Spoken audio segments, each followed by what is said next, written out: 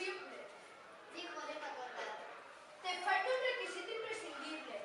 No puedes ser pirata porque eres chica.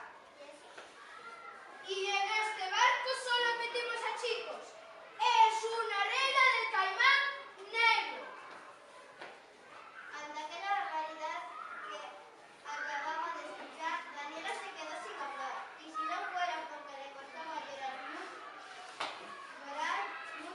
lo hubiera hecho a Mari. Entonces los piratas se agruparon, pero esta vez dejaron fuera a Oreja Cortada y no podía creer lo que estaba sucediendo. Tras varios minutos de discusión, un portavoz habló.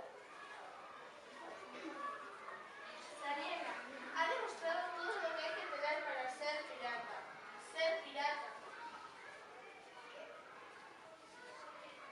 Queremos que se quede en el barco. Sí se queda. Gritaron todos. Daniela comenzó a llorar con alegría mientras se abrazaban los piratas.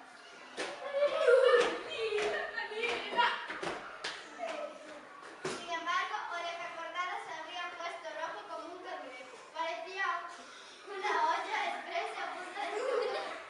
¿Cómo vas a tomar una decisión así, sin contar conmigo? ¡Banda de repatanes!